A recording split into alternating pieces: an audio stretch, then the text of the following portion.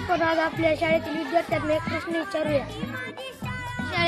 आपल्या शाळेत दुसऱ्या शाळेतल्या विद्यार्थ्यांनी का प्रवेश घ्यावा? आपल्या शाळेमध्ये खूप सारे झाडे आहेत व आपण त्याची काळजी घेतात. माझी शाळा माझा. आपल्या शाळेतील विद्यार्थ्यांनी आपल्या शाळेत का प्रवेश घ्यावा? हिरवी हिरवी झाडे परस बाग आहे. माझी शाळा माझा अभिमान. विद्यार्थ्यांनी आपल्या शाळेत प्रवेश का घ्यावा?